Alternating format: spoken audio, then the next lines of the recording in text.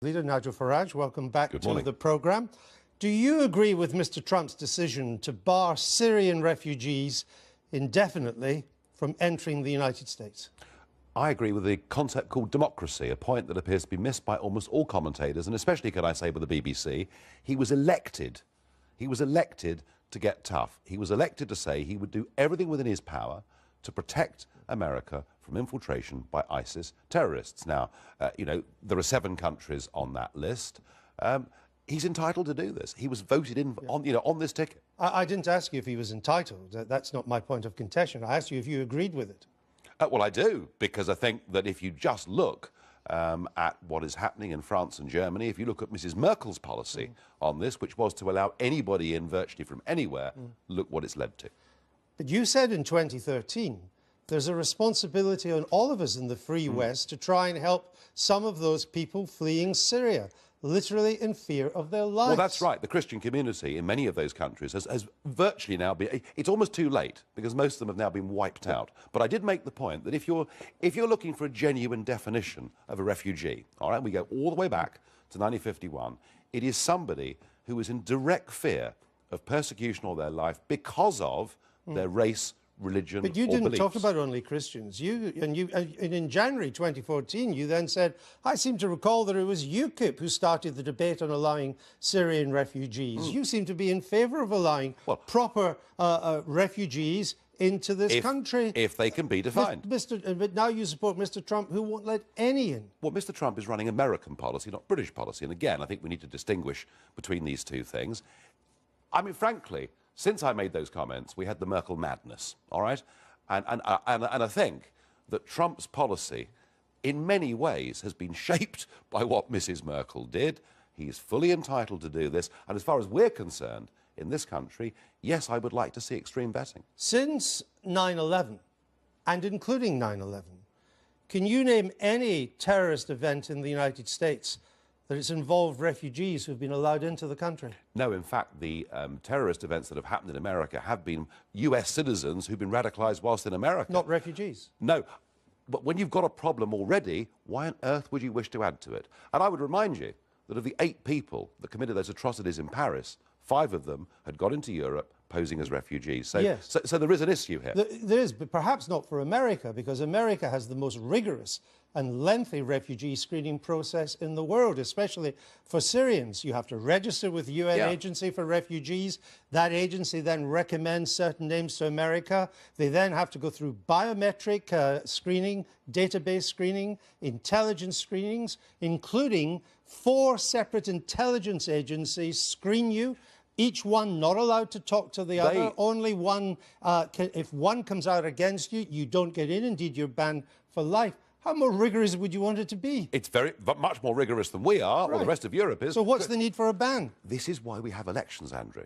We have elections so that voters can make choices, and they voted for Donald Trump to become president, and he said he would put bans in place and then move towards extreme vetting. Now, as far as Syria is concerned, he's made that decision, but that's what he was voted in for, and I really can't quite understand. But I'm asking how, since you know him, you've met him, you're a confidant of his, I'm testing you on the logic of it. Not that he's democratically elected. I'm not asking you about that. The logic I'm trying of it to get the case, particularly since if you take the 7 countries on which the ban applies for 90 days, again, of these 7 countries, its citizens have not been involved in terrorist attacks in the United States. And, of course, it would be a mistake to say that it's just Muslim countries, because the biggest Muslim countries in the world, of course, have not been included in this. Look, the point is, they have made this assessment. They've bought themselves 90 days to think about the policy. This is exactly what Trump's voters would have wanted him to do. You once said that the president's rhetoric on Muslims and immigration made, quote, even you feel, quote, very uncomfortable. Because he started off by saying there would be a total ban, as if it was forever, and he then amended it to say that there would be some vetting. Now, as far as Syria is concerned, my guess is that what he's going to do is to try and genuinely help Syrian people, and he will be talking about the creation of some safe zones. Let's see. Oh, he hasn't. But that was taken out of the executive order. Well, we will see. We will see. I suspect something like that is coming down the track. What advice did you give to the president and his advisors ahead of Theresa May's visit? that I wanted us to talk about trade, and that I wanted to give the Prime Minister the impression that actually, when she's been surrounded for a whole career by civil servants and politicians who say that everything takes 5 years, or 7 years, or 10 years, to make it clear to the Prime Minister that actually, if there's will, these things can be done quickly. But isn't there a great danger for a British Prime Minister who has to deal with the President of the United States? Realpolitik, I understand that.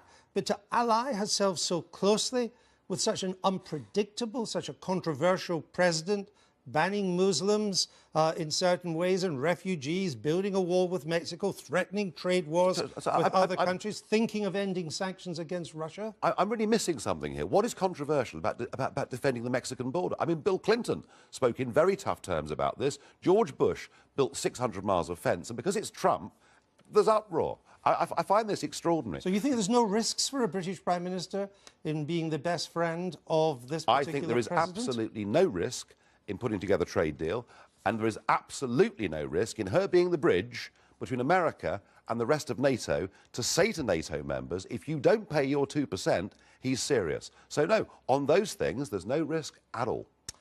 It was clear from her Lancaster House speech that the Brexiteers in the government had won pretty much every argument in terms of the negotiations to come out. What do you want from her now that she hasn't given you on Brexit? Delivery. She was very good as Home Secretary. Do you remember those wonderful speeches? Tory party conferences, the Tory press saying this was the new Thatcher, and actually she failed completely and utterly. She even failed to control immigration from outside the European Union. So yes, it was a good speech, and it was for many of us on the Eurosceptic side of the argument, I mean, I could scarcely believe. Well, she gave you everything, I could scarcely believe that a British Prime Minister was saying things for which I had been roundly abused and vilified. But I have a feeling we may be in for a very frustrating 2017. The mood, as I can see it in Brussels, is that negotiating with Britain is not a priority. They're far more worried about Dutch elections, French elections, German elections, and possibly even Italian elections. And I worry that by the end of this year, we may not have made very much progress. Now, that is why the Trump visit suddenly brings things into focus. What if, and we've agreed to start these talks immediately, what if, by the middle of June, for argument's sake, the Americans say, OK, we've reached this position with the British, we've compromised on the tough stuff, food standards and things like that, we're ready to sign a deal now. And then May has to say, well, actually, Mr. Juncker says, I can't sign this until we leave. Oh, you can't? Well, you can. I mean, what could they do to us? They can't throw us out. We're leaving anyway. No, but everyone agrees, including the government, that you can talk about a deal, though there's some doubt about that. You could maybe even do a heads of agreement. But you cannot sign a treaty until we've left the EU. Well, let me predict that by the end of this year, we will find a European Union who frankly don't want to talk to us, and we'll find countries all around the world that want to get on and do things. And that is going to be, I think, the big tension for May over the course of this year. But if the Prime Minister is giving you everything you want on Brexit, I take the point about delivery, but at least you agree that she is trying to get, from your point of view, the right things. If she does deliver on that, if she gets Brexit on the terms of which you approve, what's the point of UKIP?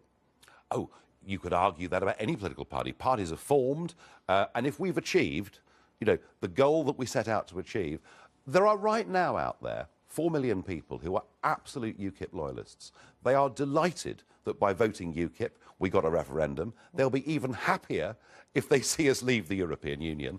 And I think there is still a huge gap in British politics for a party that says it as it sees it, is unafraid by political correctness, and is seen to be on the side of the little people. And that's why, with the Labour Party as fundamentally split, and it really is, totally split, over this European question, I think UKIP's in good shape. Well, that proposition will be put to test at the Stoke Central by-election. It's one of UKIP's best prospects in the country, however you cut it. Some people call it the capital of Brexit. Labour's in chaos over Article 50, as you've pointed out. It's picked a candidate to fight Stoke Central who's described Brexit as a pile of merde, I use the French word. The Tories don't seem to be trying. They've got their eyes on Copeland. If your successor, Paul Nuttall, who is fighting this seat, if he can't win the Stoke by-election, there's not much hope for you, is there? Well, I think he will. I've always been told never make predictions, but I like making predictions. I think Paul will win Stoke. And if he doesn't? If he doesn't, it'll be tough. If he doesn't, we'll still have our 4 million loyalists. If he does, then we can actually see that Labour are beatable in their heartlands, and I think UKIP will be off to the second very big stage of its history. Nigel Farage, thank you for being with us.